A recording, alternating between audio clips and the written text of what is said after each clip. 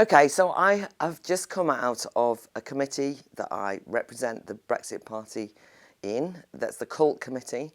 It's culture and education, and we've just voted through a whole range of budgetary recommendations and amendments to decisions made by the Commission on High. So I thought it would be worth explaining a little bit how this works, because it's quite a tricky situation sometimes. For example, there were a number of motions around Erasmus, a scheme which I'm very keen on in terms of encouraging international students and exchanges, and I've met and known many people involved in Erasmus schemes. I don't think that we need to be in the EU in order to have Erasmus, by the way.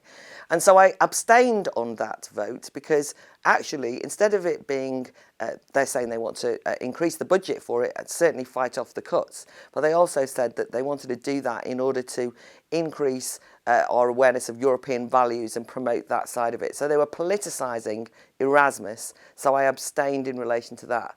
I actually voted against a range of things which you might think that's odd.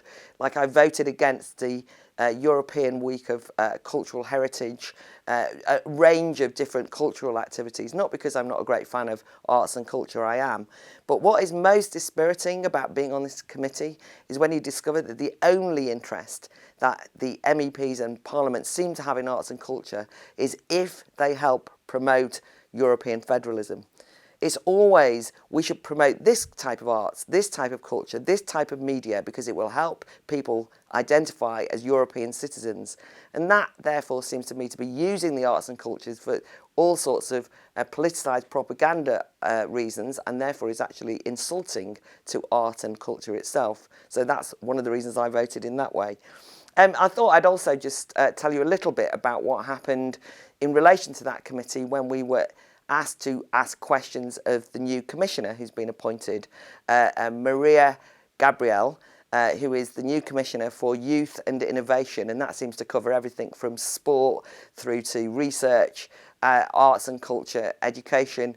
And she came and gave a 15-minute speech last night to the committee, which was joint committee of CULT and also the industry and research committee known as ITRA.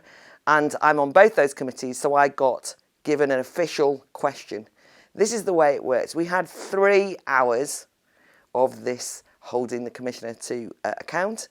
I was given 1 minute for a question. She had 2 minutes to answer me, and I had 1 minute for a follow-up question.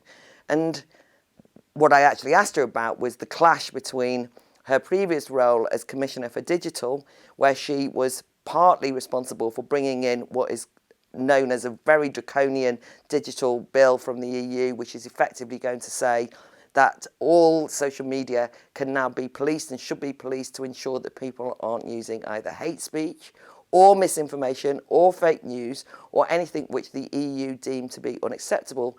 They are effectively putting themselves in charge of making laws that will decide what you or I see. And that includes, by the way, researchers and innovators and academics, and so I made a point in defence of academic freedom and showing the clash between academic freedom and an EU policy from the top, which, as I say, will bring in very illiberal laws which will affect all of our capacity for free speech and free thinking. But the thing that really I want to get over to you is how boring that 3 hours was. I mean, it wasn't a true exchange. There was well over 100 MEPs.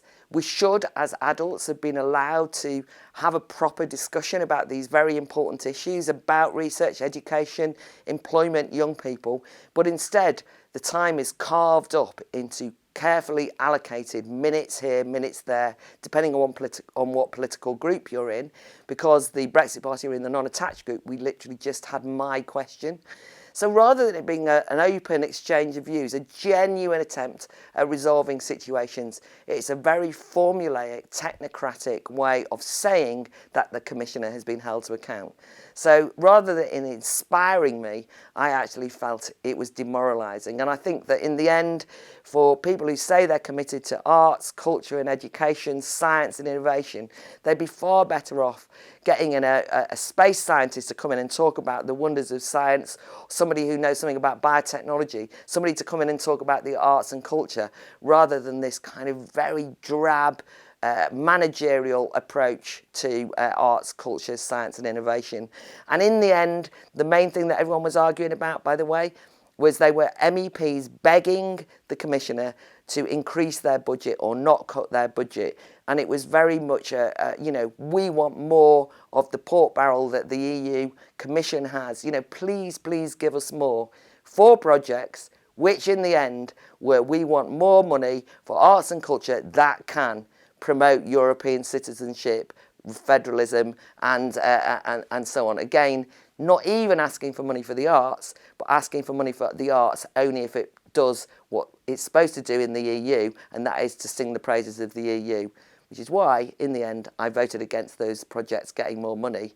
On Erasmus, I hope it can be depoliticised, I hope it gets plenty of money, and I hope that it will thrive outside of the EU, because it's a scheme of international student networks that I think we can all support. Got nothing to do with the politics of this place.